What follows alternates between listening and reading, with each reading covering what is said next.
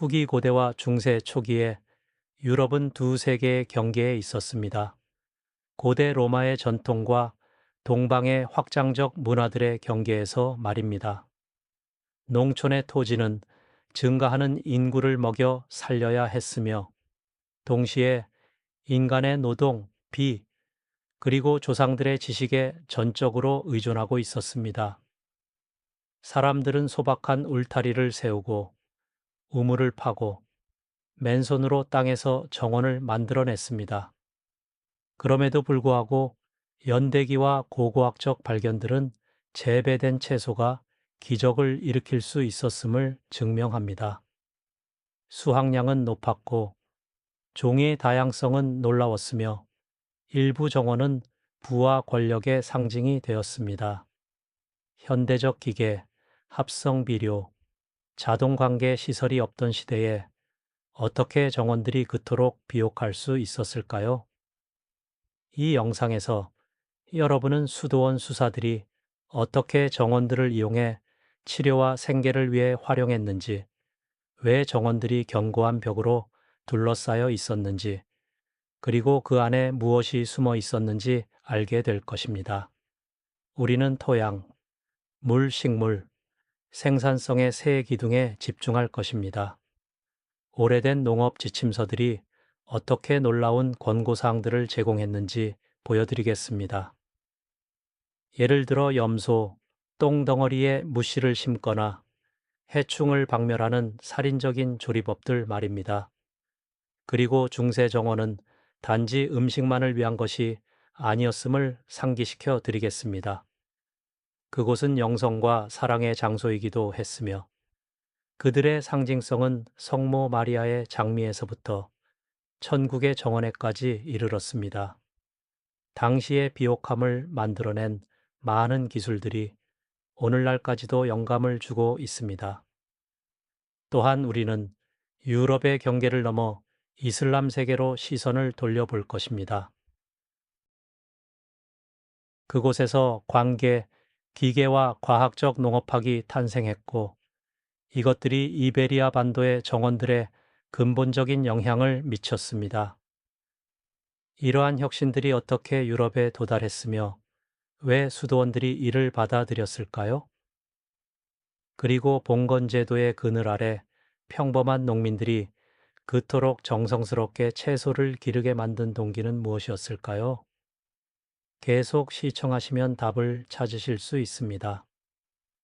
도입부에서 우리는 정원의 유형들과 그것들이 사람들의 사고에서 차지했던 위치를 만나게 될 것입니다. 그 후 구체적인 기술들로 들어가겠습니다. 방어와 배치, 토양 비옥화, 광해, 작물의 다양성, 해충으로부터의 보호. 마지막으로 우리가 이 역사에서 현대 생태 원예를 위해 무엇을 얻을 수 있는지 결론을 내리겠습니다. 이미 모든 정원이 똑같이 풍요로웠는지 궁금해 하실 수도 있습니다. 곧 수도원, 성, 농가 사이의 차이는 엄청났지만 생산성의 원리는 종종 공유되었음을 밝혀드리겠습니다. 수도원들은 학문, 농업, 의학의 중심지였습니다. 13세기와 14세기의 묘사와 기록에 따르면 수도원 내부에는 여러 개의 분리된 정원들이 있었습니다.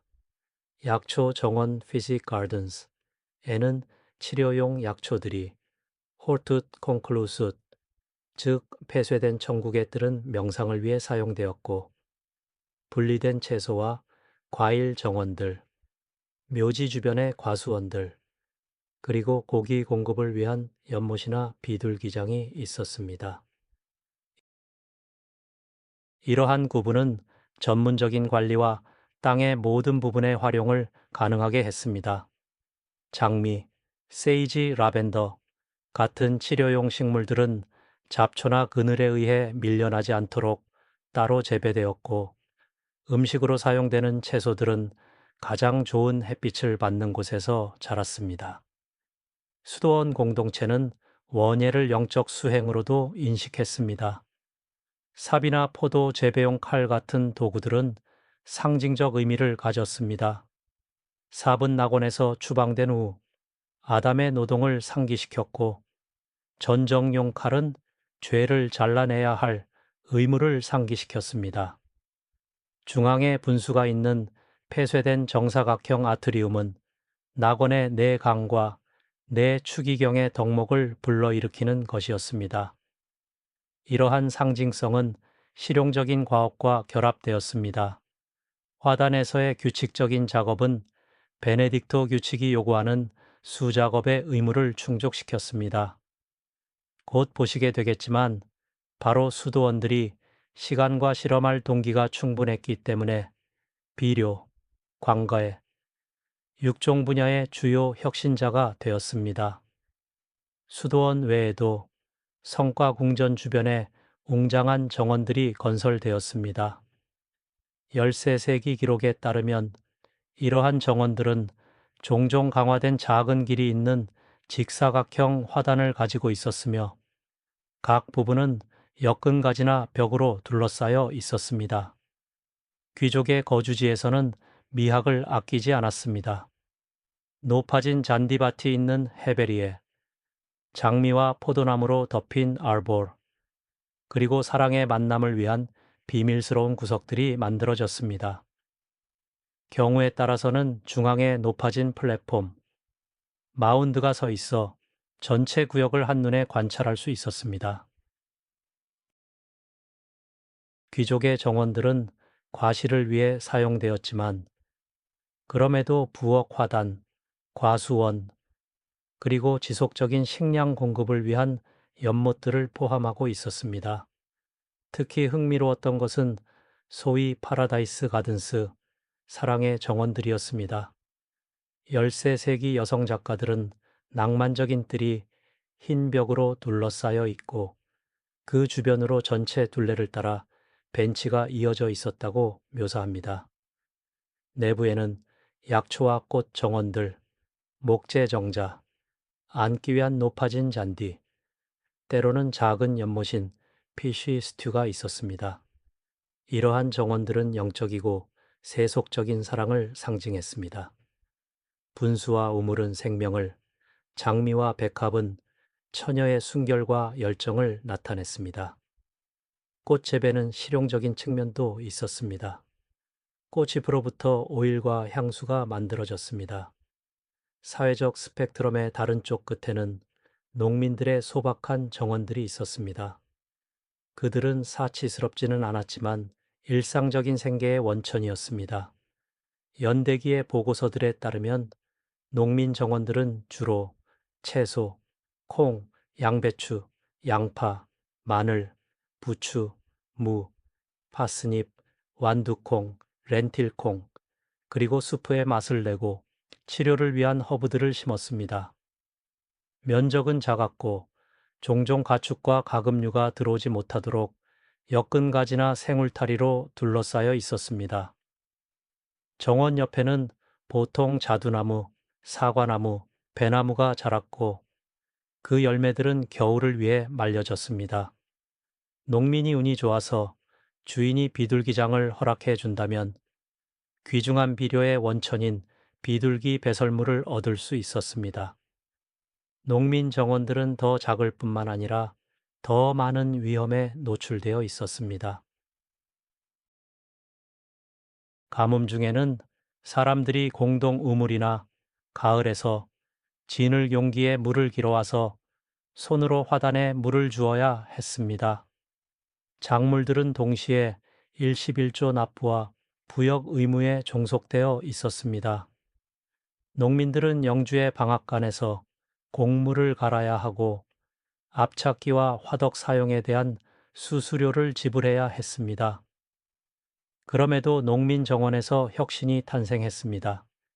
예를 들어 토양 개선을 위한 콩과식물 재배는 곧 삼포제 시스템으로 확산되었습니다. 어떻게 이런 일이 일어났을까요? 잠시 후에 이에 대해 다시 돌아오겠습니다. 많은 중세 텍스트와 일루미네이션에서 정원은 항상 주변 세계로부터 분리되어 있습니다.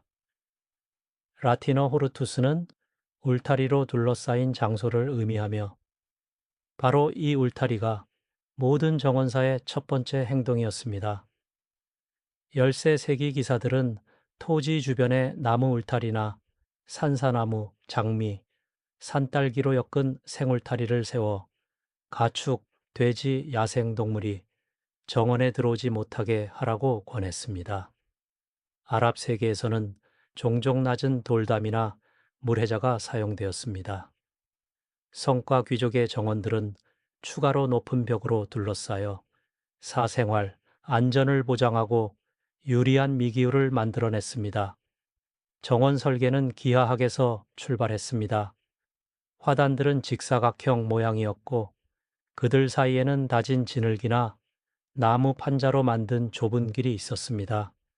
화단의 가장자리는 몇 인치 높이로 올려져 있었고 엮은가지 울타리나 판자로 둘러싸여 있었습니다. 이 간단한 트릭은 배수를 개선하고 토양을 짓밟힘으로부터 보호했습니다. 일부 이슬람 정원에서는 반대로 화단을 파는 것이 유리했습니다. 태양이 화단벽을 데워주고 광해수가 더 오래 유지되었습니다. 규칙적인 구획으로의 분할은 작물 순환을 용이하게 하고 유지 관리에 더 적은 노동을 요구했습니다. 정원 내부에는 페르골라, 정자, 트렐리스가 건설되어 포도나무와 장미의 지지대 역할을 했습니다. 높은 벽들은 동시에 태양 에너지 수집기 역할도 했습니다. 후기 르네상스 정원사들은 벽이 낮 동안 열을 축적하고 밤에 그것을 방출할 수 있다는 것을 발견했습니다. 그들은 추운 지역에서 복숭아, 살구, 포도나무를 재배할 수 있게 해주는 소위 과일벽을 사용했습니다. 일부 수도원에서는 공간을 절약하고 최대한의 일조를 보장하기 위해 벽을 따라 과일 나무를 기르는 소위 에스팔리에도 사용되었습니다. 이집트인들이 이미 이 기술을 알고 있었다고 하지만 바로 중세 수사들이 이를 유럽으로 전했습니다. 정원들은 다른 미시적 개조들로도 가득했습니다. 앉기 위한 터프, 높아진 잔디밭 진흙 벤치들, 는 휴식을 제공하는 동시에 열 축적기 역할을 했습니다. 이미 13세기에 왕실에서 첫 번째 잔디밭이 나타났는데 이것들은 세심하게 조성되어야 했습니다. 알베르투스 마그누스의 원고에 따르면 먼저 모든 잡초를 제거하고 그 다음 토양에 끓는 물을 부어 잡초 씨앗을 죽이고 마지막으로 좋은 잔디를 깔고 나무망치로 두드려 접합시켜야 했습니다. 이 방법은 비록 힘들었지만 녹지 조성을 얼마나 진지하게 받아들였는지를 보여줍니다. 폐쇄된 정원들은 유럽만의 혁신이 아닙니다. 파라다이스라는 용어는 페르시아어 파이리 대사 문자 그대로 둘러싸인 원에서 나왔습니다. 아랍 정복자들과 안달루시아 농학자들은 물, 그늘, 꽃들이 조화로운 구성을 만드는 천국 정원의 아이디어를 유럽에 가져왔습니다.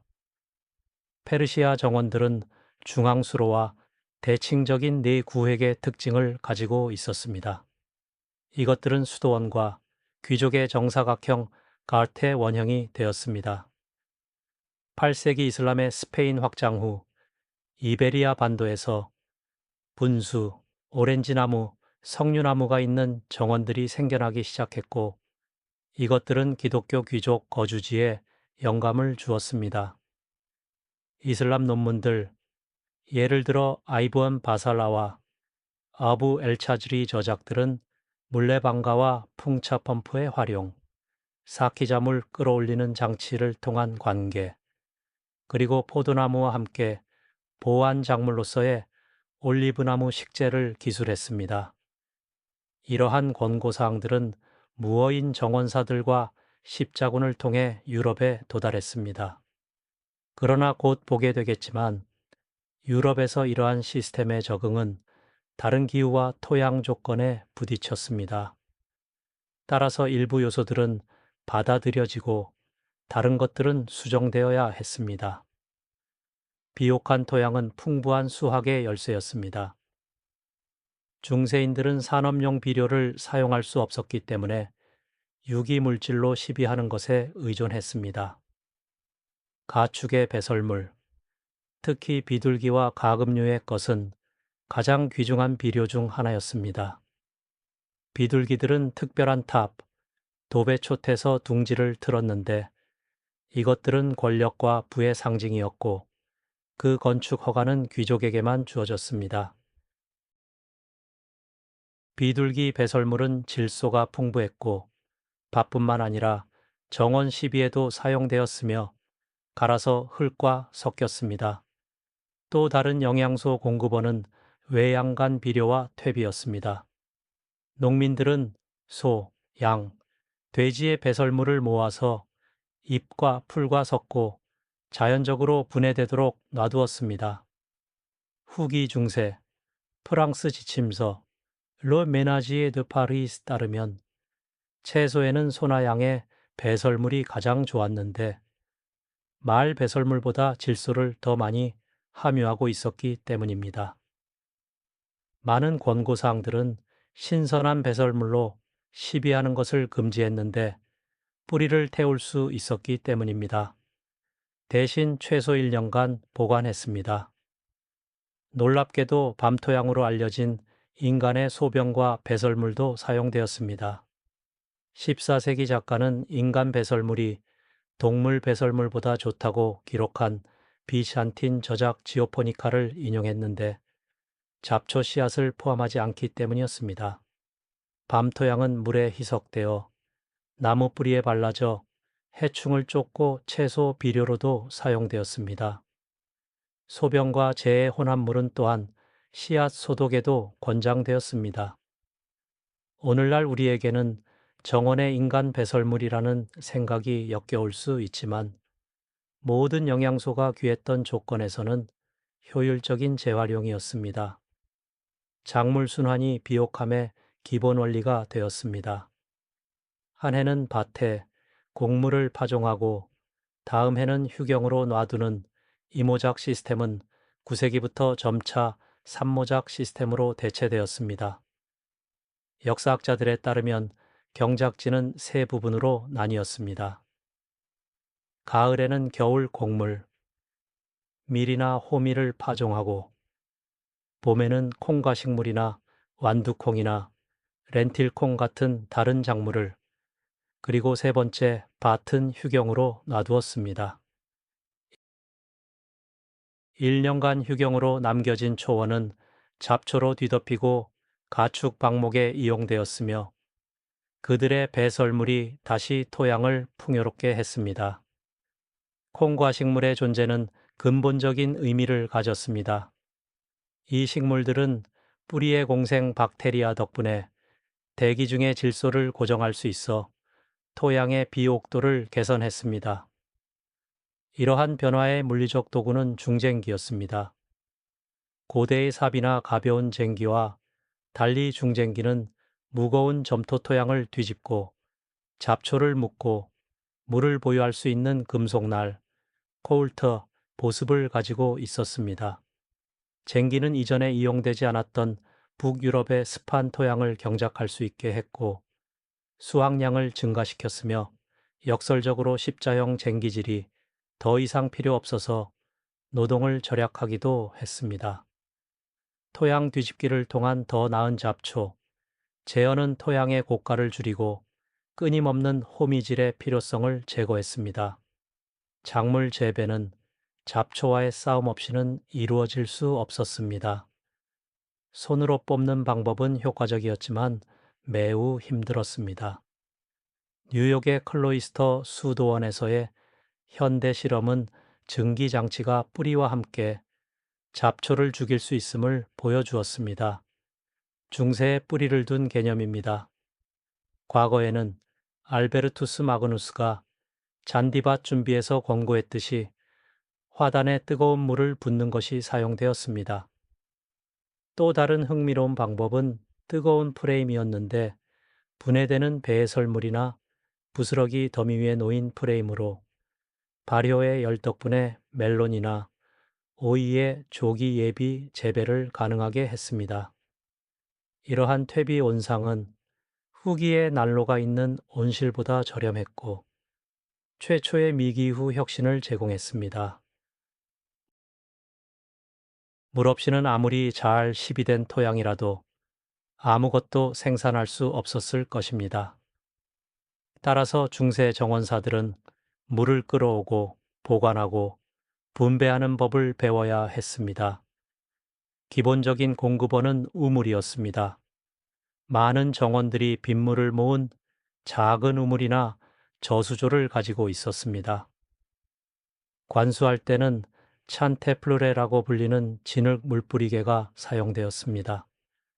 구멍 뚫린 바닥과 좁은 목을 가진 용기로 물에 담궈 채우고 엄지손가락을 떼야만 물줄기가 나왔습니다. 이러한 물뿌리개는 11세기부터 원고에 나타나며 사람들이 민감한 묘목에 절약하면서 고르게 물을 줄 수 있었음을 증명합니다. 더 많은 양의 물은 가죽 주머니, 나무 양동이 또는 수레로 운반되었습니다. 더 큰 정원과 밭을 위해서는 더 정교한 시스템이 필요했습니다. 기술적 능력으로 유명한 시토회 수사들은 물레방가 건설을 완전히 하고 이를 펌프 구동에 활용했습니다.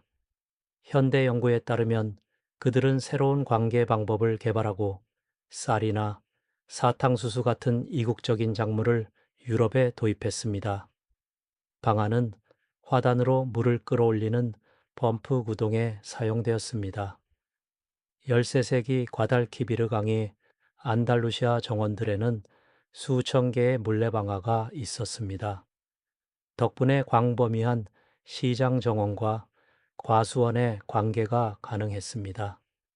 아랍 농학자들은 사키자와 풍차 펌프를 사용해 깊은 우물에서 물을 끌어올리고 수로를 통해 계단식 밭으로 분배하는 방법에 대해 썼습니다. 그러나 일반적인 관행은 어떠했을까요? 북유럽에서는 간구량이 비교적 충분했지만 그럼에도 가뭄의 해는 재앙으로 변할 수 있었습니다. 따라서 모든 농가는 우물을 팠습니다. 지하수까지 닿도록 돌로 쌓은 원형 구덩이를. 우물 유지 관리는 위험했고 내부로 기어 들어가는 것을 요구했지만 그것 없이는 채소가 말라 죽었을 것입니다. 어떤 곳에서는 지붕과 둥근 천장, 저수지에서 빗물을 모으는 구운 벽돌로 만든 큰 저수지에 물이 모였습니다. 또 다른 변형은 두고우 튀었습니다. 진흙으로 발라진 파낸 구덩이로 정원의 작은 저수지 역할을 했습니다. 물 분배에 관해서는 중세 정원사들이 모든 방울을 활용했습니다. 스칸센과 원고들은 우물에서 화단으로 물을 이끄는 나무나 도자기 홈통을 보여줍니다. 물은 양동이로 손으로 옮겨져 증발을 최소화하기 위해 식물 뿌리 아래에만 주어졌습니다. 아랍 논문들은 수분을 더 오래 유지하기 위해 풀과 잎으로 토양을 덮게 하라고 권했습니다.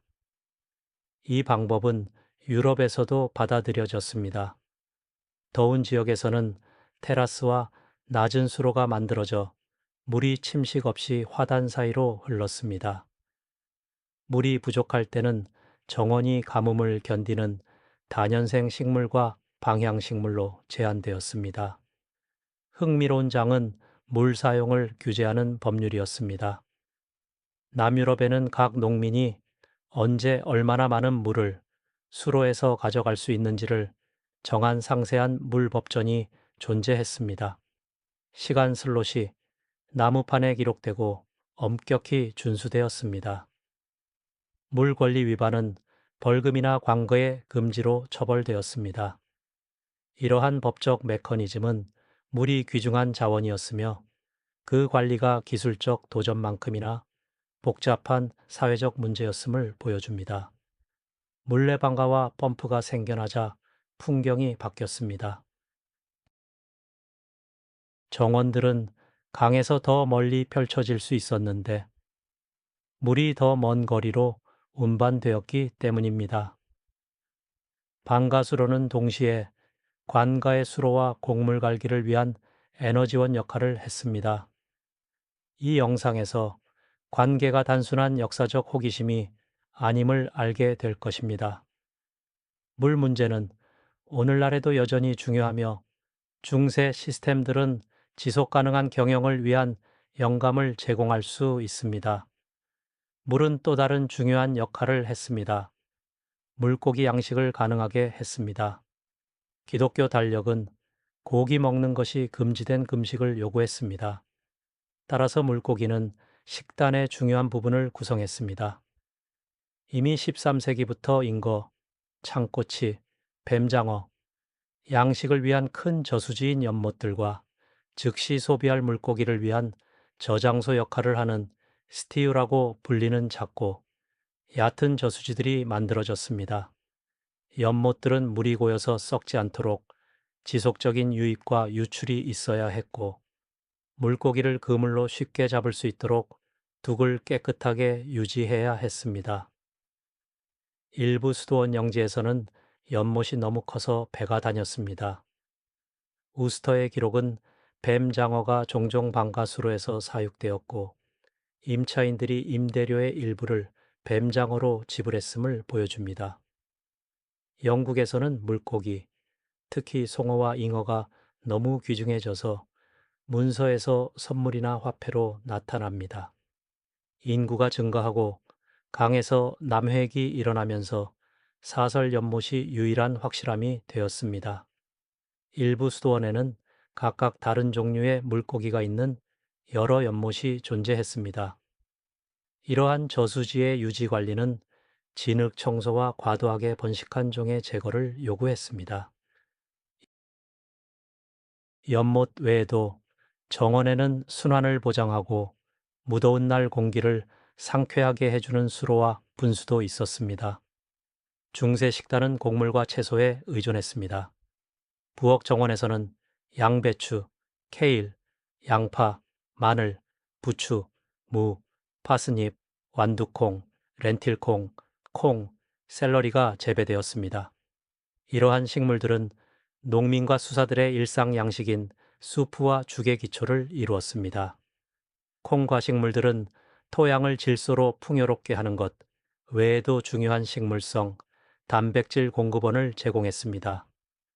완두콩과 렌틸콩은 종종 겨울을 위해 말려졌습니다. 봄 화단에는 당근, 파슬리 시금치가 파종되었고 여름에는 호박, 오이, 파스닙이 재배되었습니다. 덜 알려졌지만 인기 있었던 종류는 순무였는데 그 잎은 샐러드로 사용되었습니다. 재배에는 확고한 리듬이 있었습니다. 르 메나지에 드 파리는 크리스마스와 3월 초 사이에 강낭콩을 파종하고 발화 후 토양을 긁어주고 식물이 6개의 잎을 가질 때 호미질을 하라고 권했습니다.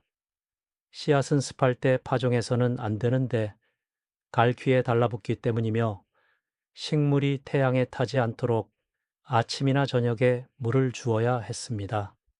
저자는 또한 파종일 선택을 위해 달력과 교회 달력을 사용할 것을 권했습니다. 아랍 농학자들에 따르면 작물이 순환되어 첫 해, 곡물 후 두 번째 해에는 아마나 대마가, 세 번째 해에는 콩과 식물이 따랐습니다. 약초들은 특별한 의미를 가졌습니다. 수도원의 피지크 가든에는 백장미, 세이지, 민트, 히솝, 로즈마리, 레몬밤과 수십 가지 다른 종들이 있었고 이들로부터 연고, 팅크, 차가 만들어졌습니다.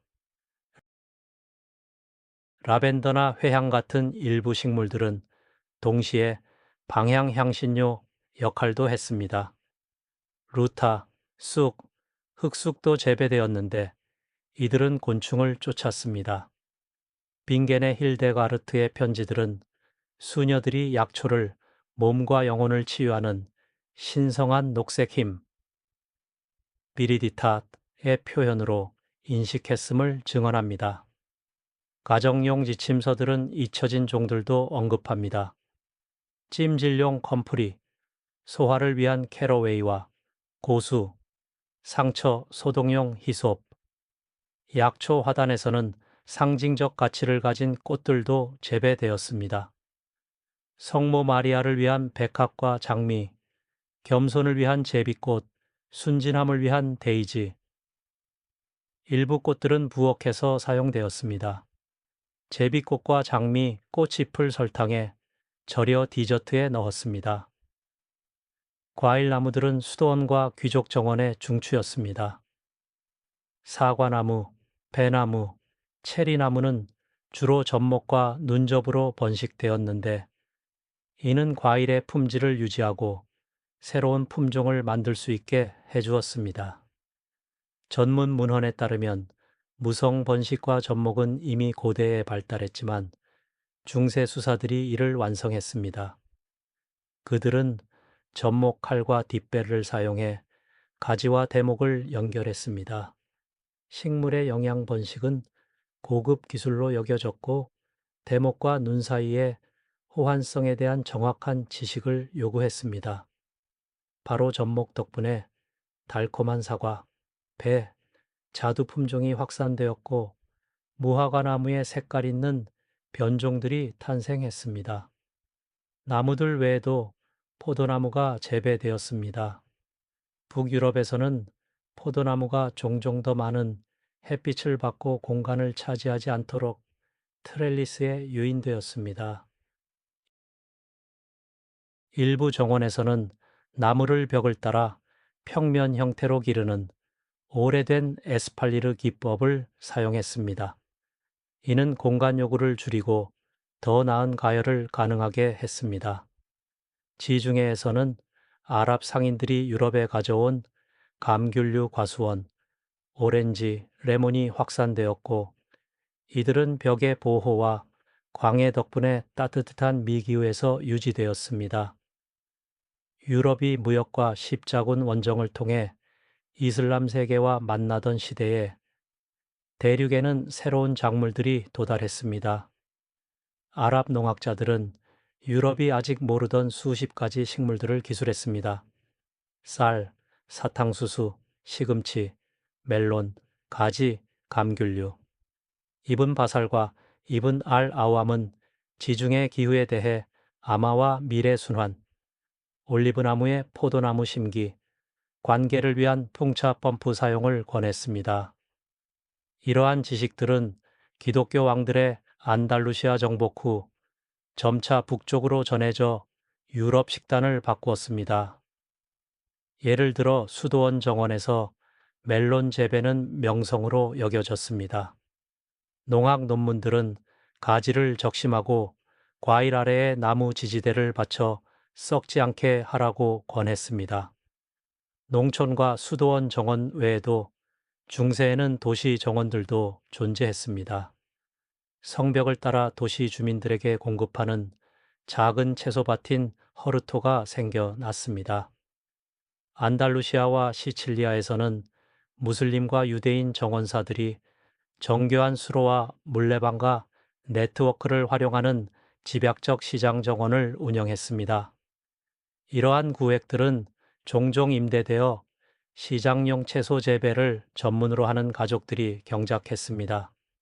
다른 토지, 후에르타는 더 크고 과일, 특히 감귤류와 석류에 집중했습니다. 이렇게 도시 주변에는 신선한 식품을 제공하는 동시에 미기후와 미학을 보장하는 집약적 녹지띠가 만들어졌습니다. 알프스 북쪽에서는 시민주택의 정원과 교외에 도시 정원들이 생겨났습니다. 공간 부족 시에는 용기, 높아진 화단, 심지어 지붕에서도 채소가 재배되었습니다.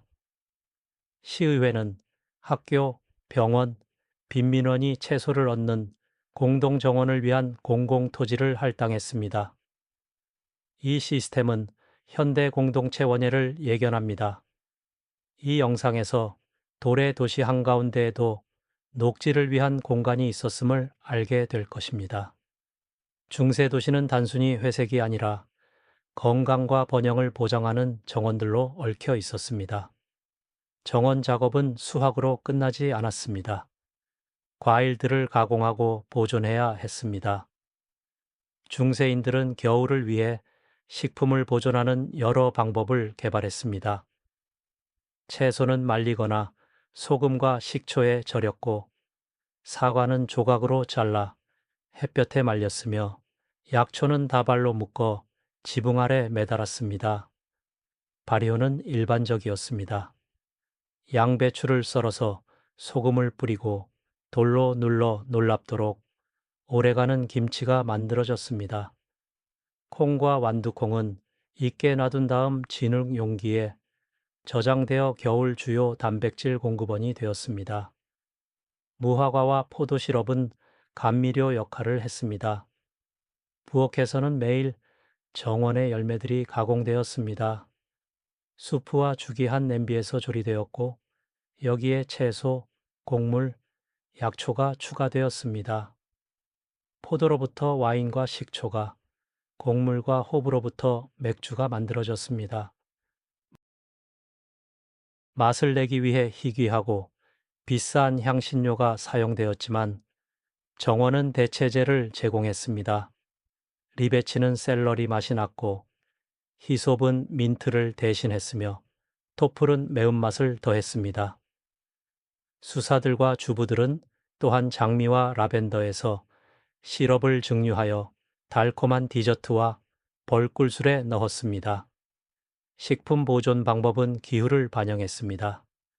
추운 지역에서는 뿌리 채소를 흙 아래 덤이나 지하실에 저장할 수 있었고, 더운 지역에서는 식품을 말려서 상하지 않게 했습니다.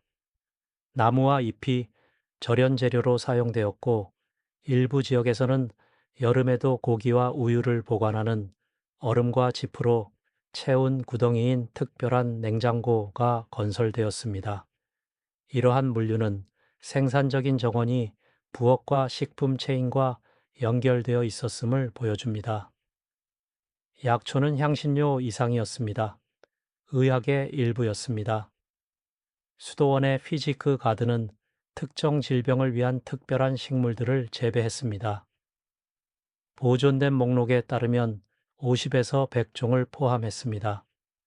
연고 제조용 갈리카 장미, 기침용 백리향과 타임, 류머티즘용 양고추냉이, 염증용 금잔화, 빙겐의 힐데가르트는 약초가 내적 불균형을 치유하는 영적 힘 비리디타를 가지고 있으며, 이는 하나님의 선물이라고 강조했습니다.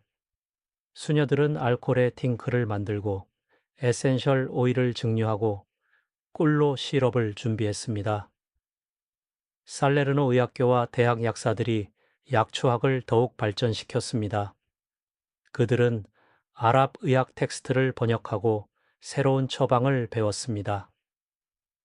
예를 들어 일반 수탈계 벼슬은 심장 문제에, 창포 뿌리는 소화에, 양귀비는 통증 완화에 사용되었습니다. 생강과 강황 같은 인도 향신료도 정원에 들어와 의학과 요리에 사용되었습니다. 이 영상에서 중세의학이 원시적이지 않았음을 알게 될 것입니다. 그것은 바로 정원에서 탄생한 경험적 관찰과 광범위한 식물학 지식에 기반했습니다. 잡초는 중세 정원사들에게 오늘날 우리에게와 마찬가지로 큰 적이었습니다. 화단을 조성할 때 잡초 뿌리를 철저히 제거했고, 때로는 씨앗을 죽이기 위해 토양에 뜨거운 물을 부었습니다. 호미와 사비 파기에 사용되었고, 작은 풀들은 손으로 뽑았습니다. 비잔틴 지오포니카에서는 식물이 가장 약할 때인 6월의 개꼬리풀, 시아이노돈 닥티론을 호미질하라고 권했습니다. 길에는 잡초 성장을 막고 건조한 보행을 가능하게 하는 자갈이나 재가 뿌려졌습니다. 후기 세기들에서는 잡초와의 싸움에 증기나 뜨거운 공기가 사용되었습니다. 현대 제연은 증기 장치가 화학 없이 씨앗과 근경을 파괴할 수 있음을 보여줍니다. 이 개념은 화단에 뜨거운 물을 붓는 중세 관행에 이어지며 생태학적 방법의 연속성을 보여줍니다. 잡초 외에도 곤충, 달팽이, 새, 병든 식물들이 수확을 위협했습니다. 농학 지침서들은 해충 퇴치를 위한 긴 처방 목록을 포함합니다. 가장 자주 사용된 것은 환기였습니다. 갈아서 포도밭 주위에 뿌리면 곤충을 쫓았고 태우면 그 연기가 애벌레를 죽였습니다. 또한 재, 타르, 수지, 소변, 식초, 그리고 약초, 우린 것, 특히 기름에 지식여 태워서 말벌을 쫓는 마늘이 사용되었습니다. 개미 퇴치를 위해서는 개미집에 참나무 톱밥이나 재를 뿌리는 것이 권장되었습니다.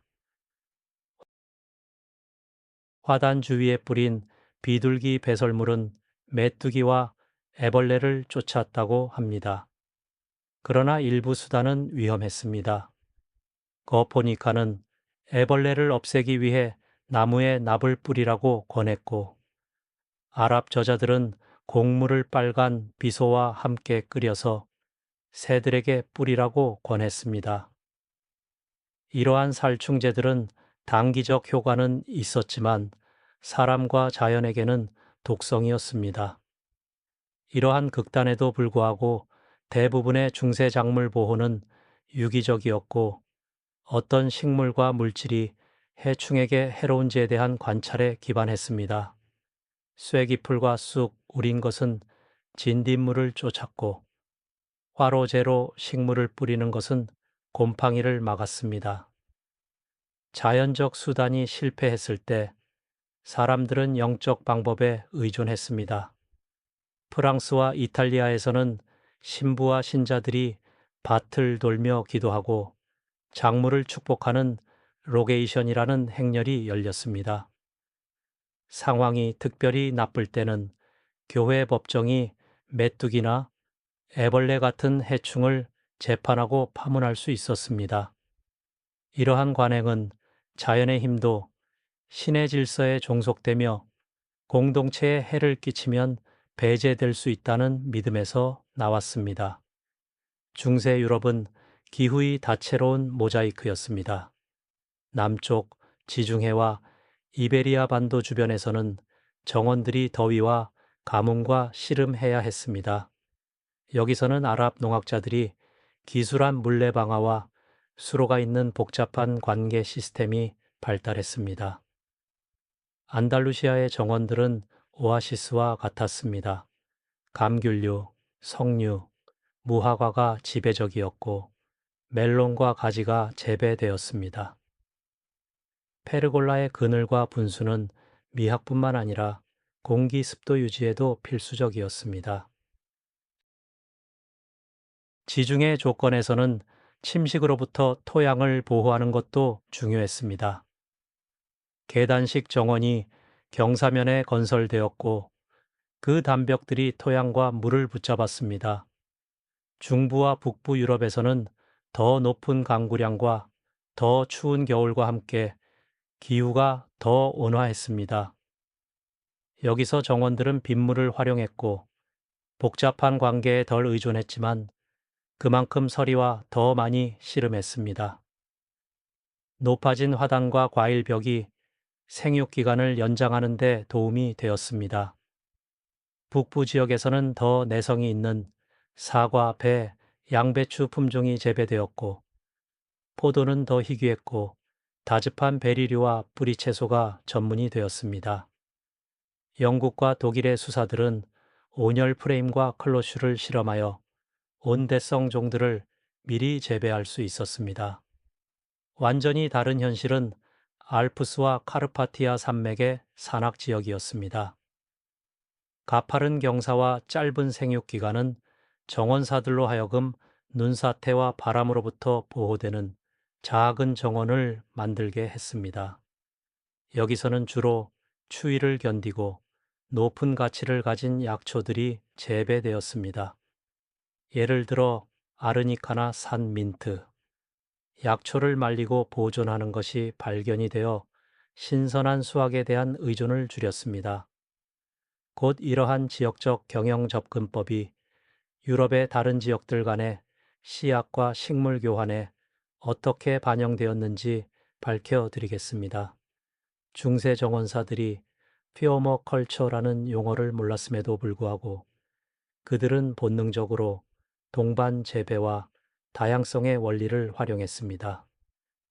아랍 농업학은 올리브를 포도나무와 함께 심기를 권했었는데 그들의 뿌리가 서로 보완하고 올리브 나무의 그늘이 타는 태양으로부터 포도를 보호했기 때문입니다. 서유럽에서는 비슷하게 채소 사이에 방향 약초를 심는 것이 실행되었습니다. 세이버리와 라벤더는 해충을 쫓았고 의학용 금자나와 캐모마일은 수분 매개자를 끌어들였습니다. 부엌 정원에서는 종종 양파와 마늘로 둘러싸인 양배추가 재배되었는데 이는 배추가 파리를 막기 위함이었습니다. 또한 중세 정원사들이 소위 동반식물을 그늘 만들기에 활용했음을 알고 있습니다. 예를 들어 키 큰 콩들이 낮게 자라는 샐러드를 위한 미기울을 만들었습니다. 현대 퍼머컬처 운동은 바로 이러한 다양성을 강조합니다. 다년생과 일년생이 혼합된 화단, 잡초를 음식과 약으로 활용, 폐기물 최소화. 우리의 조상들도 비슷하게 했습니다. 중세 허브책에서 정원 가장자리에 쇠기풀과 질경이를 자라게 하라는 조언을 찾을 수 있는데 꿀벌에게 먹이를 제공하고 약으로 사용할 수 있기 때문입니다. 이 영상에서 다양성이 단순히 미적인 것이 아니었음을 알게 될 것입니다. 그것은 회복력 있는 생태계를 만들고 한 작물의 실패, 시에도 수확을 보장했습니다. 정원들은 연대기와 지침서뿐만 아니라 중세 문학과 예술에도 나타납니다. 타추이눔 사니타tit 같은 건강 논문 같은 채색 원고들은 정원에서 일하는 재배자들, 샐러드를 따는 여성들, 또는 직사각형 높아진 화단에서 토마토에 물을 주는 남성들을 묘사합니다. 미니어처 중 하나는 벽으로 둘러싸인 정원을 보여주는데 그 안에 화단들이 원형으로 배치되어 있고 중앙에 연인 한 쌍이 앉아 있습니다. 음식, 사랑, 풍요로움을 연결하는 이미지입니다. 기사도 소설에서 사랑의 정원은 궁정 예의의 배경 역할을 하고 영적 텍스트에서 호르투 촌클루스는 성모 마리아의 이미지입니다. 이러한 문화적 흔적은 정원이 삶과 죽음이 태어나는 세계의 소우주로 인식되었으며 원예 지식이 교육의 일부로 여겨졌음을 보여줍니다. 르 메나지에 도 파리는 단순한 요리책과 가정지침서가 아닙니다. 그것은 14세기 시민 여성의 마음속으로의 창입니다. 파종과 물주기에 대한 세부 지침 외에도 정원이 가족 모임과 아이들 교육의 장소로 등장하는 시와 이야기들을 포함합니다. 프랑스와 영국 발라드에서는 약초 지식이 지혜와 에로틱한 매력을 상징하는 정원사 모티프가 나타납니다. 이러한 예술 작품들은 생산적인 정원이 단순한 경제적 필요가 아니었음을 증언합니다. 그것들은 또한 상상력과 문화적 정체성의 공간이었습니다. 수도원 환경에서 정원은 강한 영적 의미도 가졌습니다. 호르투 촌클루스, 폐쇄된 정원, 은 재배뿐만 아니라 명상과 기도에도 사용되었습니다. 상징성은 다층적이었습니다. 아트리움의 네 길은 복음서와 낙원의 네 강을 가리켰고 장미는 성모 마리아를, 백합은 순결을 상징했습니다. 이 녹색 공간에서 수사들은 기도하고 치료용 식물에 대해 배우고 식물이 어떻게 신성한 질서를 반영하는지 느꼈습니다. 빙겐의 힐데가르트에 따르면 인간과 녹색 미리리탓의 융합은 영적, 육체적 건강을 회복시킵니다. 호르트 촌클루스는 또한 인간의 마음에 대한 은유이기도 했습니다. 폐쇄되어 있지만 숨겨진 생명으로 가득한 중세 노래에서 정원은 그리스도와 영혼의 만남의 장소나 결혼 전 신부의 공간으로 나타납니다. 정원의 이러한 영성화는 설계에도 영향을 미쳤습니다. 정자와 벤치는 명상을 위한 공간을 제공하도록 배치되었고, 분수는 은총의 생명수를 상징했으며 어디에나 신학적 의미를 가진 꽃들이 자랐습니다. 곧 이러한 상징적 층위들이 실용적 필요와 어떻게 얽혀 있었는지 밝혀드리겠습니다. 예를 들어 분수는 상징일 뿐만 아니라 정원을 위한 실제 물 공급원이기도 했습니다. 정원은 또한 사회적 관계가 형성되는 장소였습니다. 여성들은 종종 가정 정원을 책임졌습니다. 르 메나지에 드 파리스 따르면 그들은 규칙적인 물주기, 울타리 엮기, 약초, 채집에 신경 써야 했습니다. 아이들은 과일과 씨앗 수집에 참여했는데 이는 실용적인 식물학 교육 역할을 했습니다. 많은 농촌 공동체에서 정원은 공유되었습니다. 이웃들이 묘목, 씨앗, 경험을 교환함으로써 새로운 품종과 지식이 확산되었습니다.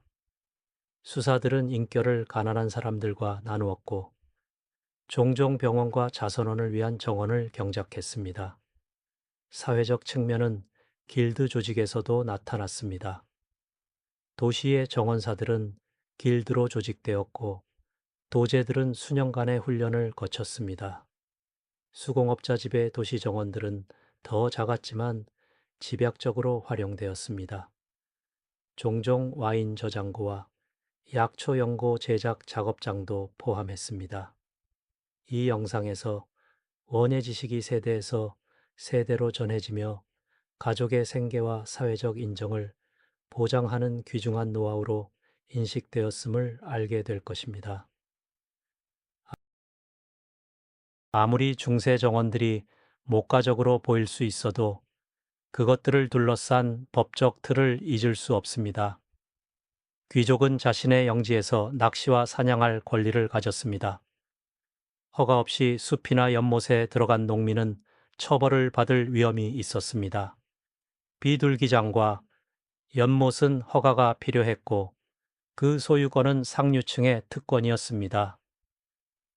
일부 지역에서는 한 가족이 토지를 집중하는 것을 막기 위해 정원의 최대 크기까지 정해져 있었습니다. 도시 공동체는 길의 폭, 울타리의 높이, 공동 우물에서의 물 사용을 규제했습니다. 이러한 규범들은 이웃 관계를 보호하고 자원에 대한 공정한 접근을 보장하기 위한 것이었습니다. 다른 한편으로 법적 규정들은 혁신을 촉진할 수 있었습니다. 예를 들어 불법 방앗간 건설을 금지하는 규제는 영주들로 하여금 더 크고 효율적인 장치에 투자하게 했고 이를 수수료를 받고 이웃들과 공유할 수 있었습니다. 이렇게 기술이 확산되고 생산성이 증가했습니다. 이 영상에서 중세 정원들이 고립된 섬이 아니었음을 알게 될 것입니다. 그것들은 일상생활을 형성한 경제적 관계, 전통, 법적 제한의 복잡한 시스템의 일부였습니다. 평범한 중세 정원사를 상상해보면 일상적이면서도 다채로운 하루가 드러납니다. 하루는 아직 새벽이 밝기 전에 시작되었습니다. 수사들은 아침 기도 후 어깨에 삽과 호미를 메고 정원으로 향했습니다. 농민들과 시민들도 종종 노래를 부르며 마찬가지로 했는데 일이 빨리 지나가게 하기 위해서였습니다. 첫 번째 임무는 화단을 점검하는 것이었습니다. 잡초를 뽑고 울타리를 바로 세우고 트렐리스를 이동시키는 것. 그 다음 아침 채소를 수확했습니다. 샐러드, 시금치, 약초, 시들지 않게 하기 위해서 원고에서 우리는 찬트플레르라는 진흙 물병을 들고 묘목에 물을 주는 여성들을 봅니다. 이 작업은 인내를 요구했습니다. 물이 뿌리까지 스며들어야 했고 연약한 식물을 약화시켜서는 안 되었습니다. 아침 작업 후에는 약국을 위한 약초 수집이 따랐습니다. 수녀들은 라벤더와 세이지를 자르고 다발로 묶어 그늘에서 말렸습니다. 농민들은 겨울 죽을 맛내기 위해 캐러웨이, 고수, 회향을 모았습니다. 그 다음 호미질에 착수했습니다. 호미로 줄 사이에 토양을 부드럽게 해서 통기를 개선하고 수분이 더 깊이 스며들게 했습니다. 삼포제에서는 또한 파종을 위한 밭 준비도 했습니다. 갈기, 끌기, 파종을 모두 손으로 또는 말의 도움으로 했습니다. 앞서 언급한 중쟁기는 큰 밭에서 사용되었지만 정원에서는 손으로 작업했습니다. 전구의 정원사들은 나무 아래나 정재서 쉬었습니다. 수사들은 시편을 암송하고 농민들은 날씨를 의논했습니다. 오후에는 관계를 계속했습니다. 오전에 뿌린 씨앗들은 습기를 유지해야 했습니다. 로 메나지에 드 파리는 가장 더운 때에 물을 주는 것은 부적절하다고 경고하는데 물방울이 렌즈 역할을 해서 잎을 태울 수 있기 때문입니다. 따라서 저녁에 다시 물병을 들고 다니며 잃어버린 수분을 보충하려 했습니다. 한편 나무와 관목 가지치기에도 전념했습니다. 접목 칼을 가진 전문가들이 새로운 대목을 만들고 사과나무와 포도나무에 눈접을 했습니다. 정원사의 하루는 마지막 햇살과 함께 끝났습니다.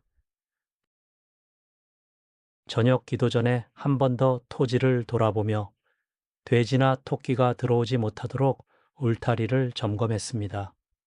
수확한 채소는 부엌으로, 약초는 저장고로 옮겨졌습니다.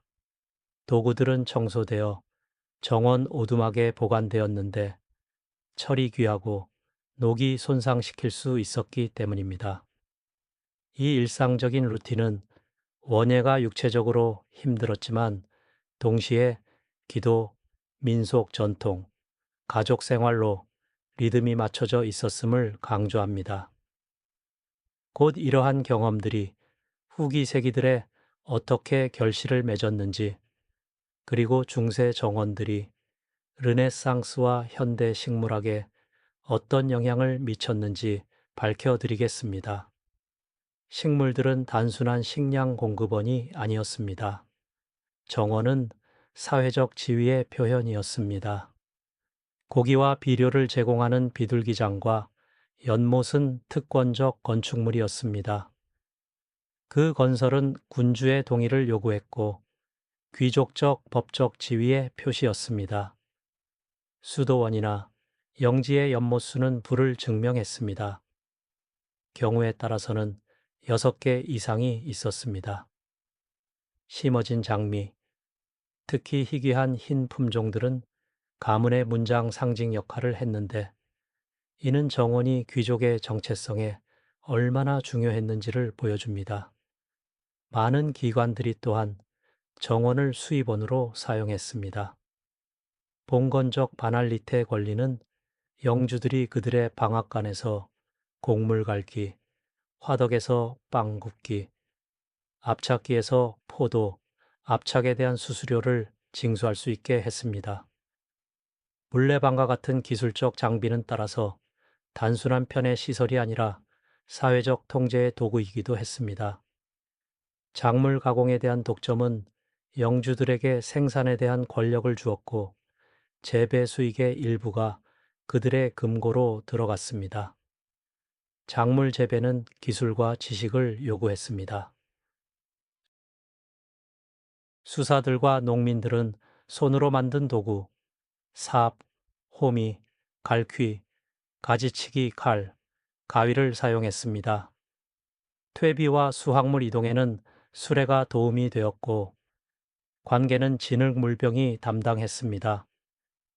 접목 칼과 심기 막대, 뒷벨 같은 특수 도구들은 식물 번식에 사용되었고 숙련을 요구했는데 이는 수사들의 일부가 고도로 전문화되었음을 시사합니다. 정원사들은 도제로 배웠습니다. 7년간의 수습 기간 동안 무엇을 배워야 하는지 정확히 정한 길드 규칙이 존재했습니다. 후기에는 이러한 지식들로부터 정원 건축과 과수업의 기회가 발전했습니다. 정원들은 또한 실험과 지식 교환의 공간을 형성했습니다. 시토회와 베네딕토회는 고대 저작을 베끼고 스스로 농악 지침서를 썼습니다. 가장 유명한 저작은 13세기 말 페트루스 데 크레센티우스의 리베 루라리움 코모도룸 루라리아 코모다입니다. 저자는 그 안에서 20에이커의 이상적인 왕실 정원을 묘사하는데 높은 벽으로 둘러싸이고 약초, 장미, 과일나무, 잔디밭 구역이 있습니다. 정원의 깨끗한 샘물이 분수로 흘러들기를 권합니다. 동시에 기이한 조언도 합니다. 무와 샐러드 씨앗을 염소 배설물 덩어리에 넣어 더 잘 발아하게 하거나 오이가 천둥을 무서워한다는 것. 이러한 처방들은 중세 농업학이 얼마나 실험적이고 관찰적이었는지 보여줍니다. 삼포제와 중쟁기의 성공은 광범위한 사회적 결과를 가져왔습니다. 이전에 휴경으로 남겨졌던 무거운 점토 토양 지역을 갑자기 경작할 수 있게 되었습니다. 이는 농업 생산 증가, 인구 확장, 도시 발생으로 이어졌습니다. 번영이 지중해에서 북유럽으로 이동했고 이와 함께 귀족 가문과 도시 공화국의 권력이 증가했습니다. 그럼에도 불평등은 지속되었습니다. 농민들은 영주의 방앗간에 의존하며 수확의 몫을 바쳐야 했는데 바로 그들의 노동이 높은 수확량의 배경이었음에도 불구하고 중세 정원의 이야기는 따라서 생산성과 권력이 항상 연결되어 있음을 상기시킵니다. 중세의 정원들은 기후에 적응했습니다. 추운 지역에서는 열을 축적하고 바람으로부터 보호하는 과일벽이 건설되었습니다. 이러한 벽들은 기슭에서 온도를 몇 도까지 높이고 민감한 종들을 재배할 수 있게 했습니다. 벽에는 에스팔리르 방법으로 과일 나무가 유인되었습니다. 나무들이 잘리고 평면 형태로 기워져 공간을 절약하고 햇빛 노출을 증가시켰습니다. 묘목을 서리로부터 보호하는 유리나 양피지로 덮인 나무 구조물인 소위 차가운 프레임도 발전했습니다. 이러한 덮개들이 온실의 전신이 되었습니다. 발효하는 배설물이 있는 뜨거운 화단은 또 다른 트릭이었습니다. 역사적 자료들은 나무 프레임이 배설물 더미 위에 세워지고 내부에서 멜론이나 오이가 재배되었다고 기술합니다. 유기물 분해 시 발생하는 열이 주변 공기를 몇 주간 따뜻하게 유지하고 조기 수확을 가능하게 했습니다. 일부 수도원에서는 개별 식물을 추위와 해충으로부터 보호하는 유리종 클로시로 실험했습니다. 이러한 혁신들은 정원사들이 창의적이었고 자연 자원을 활용해 수확량을 늘릴 수 있었음을 보여줍니다. 아랍 세계는 유럽의 이국적인 과일뿐만 아니라 기계 기술도 가져왔습니다. 동물이나 물레방가로 구동되는 나무바퀴 메커니즘인 사키자는 강에서 수로로 물을 끌어올릴 수 있었습니다. 13세기 과달키비르 강계는 코르도바 주변의 정원과 과수원을 공급하는 5,000개 이상의 물레방아가 작동했다고 합니다. 아부 알 하이르가 기술한 풍차 펌프는 바람의 힘을 이용해 우물에서 물을 퍼올렸습니다. 이러한 기술들은 남유럽에 적응되었고 아마도 후기 유럽 풍채에 영감을 주었을 것입니다. 북유럽에서는 햇빛이 적어 다르게 혁신했습니다. 시토회는 곡물 갈기뿐만 아니라 톱, 망치, 펌프 구동에도 사용되는 물레방가를 완성했습니다. 텍스트들은 이 수사들이 새로운 관계 방법을 개발하고 사탕수수, 감귤류를 도입했다고 기록합니다. 방가들은 또한 연못으로의 물 흐름을 조절하고 수위를 통제할 수 있게 해서 물고기 양식과 수질 유지에 핵심적이었습니다. 중세 유럽이 기후 변화를 겪었음을 기억해야 합니다. 10세기와 13세기 사이에는 중세 온난화로 알려진 비교적 따뜻한 날씨가 지배했습니다.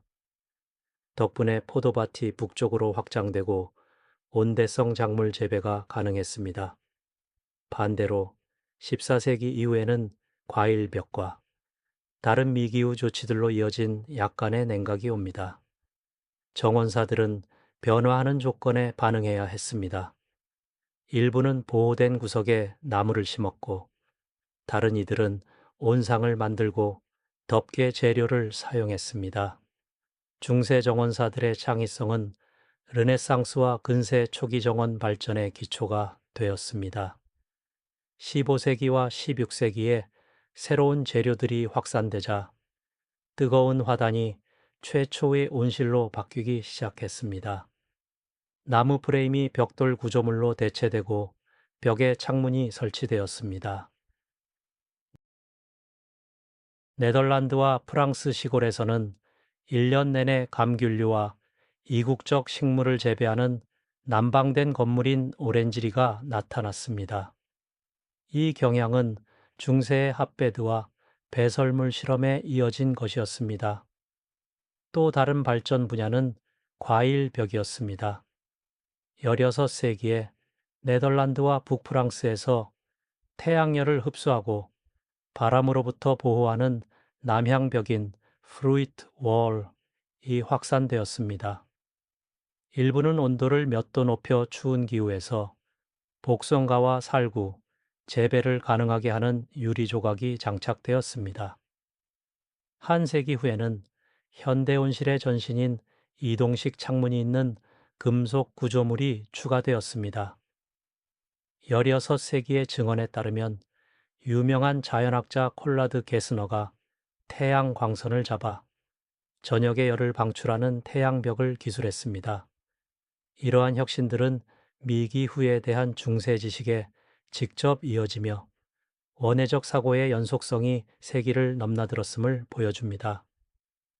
이탈리아와 프랑스의 르네상스 정원들은 비록 대칭, 파르테르, 조각 장식을 강조했지만 중세 기법에 기반했습니다. 높아진 화단, 정사각형 배치, 약초 활용은 사라지지 않았습니다. 단지 기하학적 패턴과 물놀이로 보완되었을 뿐입니다. 대학에서는 의학과 약학 연구를 위해 치료용 식물을 재배하는 식물원이 설립되기 시작했습니다. 파도바나 라이든 같은 이러한 정원들은 수도원의 피지크 가든에 이어지며 신세계의 이국적 종들로 컬렉션을 확장했습니다. 이 영상에서 중세 정원들이 현대 생태 운동에도 영향을 미쳤음을 알게 될 것입니다. 6.22 작물순환, 다양성의 원리들이 현재 공동체 정원과 퍼머컬처 프로젝트에서 다시 적용되고 있습니다. 오늘날 우리가 현대 기술을 사용하지만 역사는 지속 가능성이 자연에 대한 천년간의 관찰과 존중 전통에 기반한다는 것을 상기시켜 줍니다. 과거의 정원들은 단순한 박물관 전시품이 아닙니다. 그것들은 우리가 계속 발전시킬 수 있는 살아있는 유산입니다. 그렇다면 중세 정원들은 무엇으로 뛰어났을까요? 자연에 대한 깊은 관찰, 힘든 노동, 혁신, 상징성의 결합으로 정원들은 영적이고 물질적 삶의 일부였습니다. 수도원 형제는 식물을 돕는 것뿐만 아니라 영혼을 정화하는 것이라는 의식으로 잡초를 뽑았고, 귀족은 터프 잔디밭을 거닐며 장미를 감상했으며, 정원 한 구석의 뜨거운 프레임 아래에서는 이국적인 오이가 발화했습니다. 이러한 정원들의 성공은 유기시비, 작물 순환, 교묘한 관계, 잡초와 해충으로부터의 보호의 결합에 있었습니다.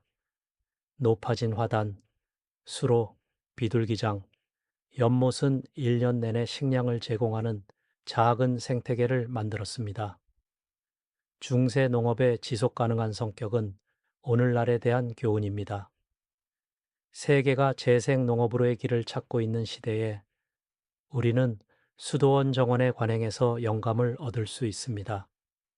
작물 다양성 강조, 영양소 재활용, 퇴비와 유기비료, 지역 수자원 활용.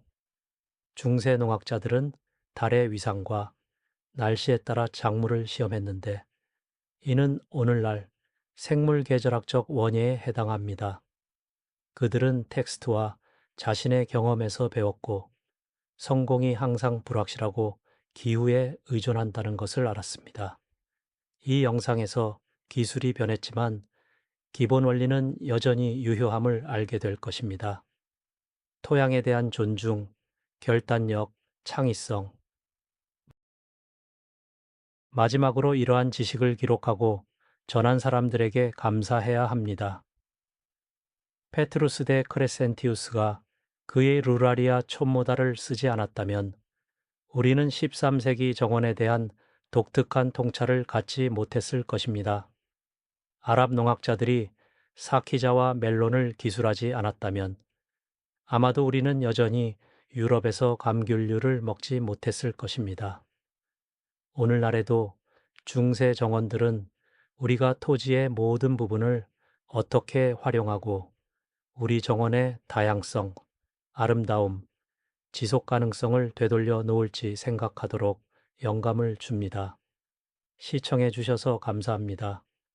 이 주제가 흥미로우셨다면 좋아요와 공유를 해주시고 다음에 우리가 함께 과거의 또 다른 보물들을 탐험한다는 것을 잊지 마세요.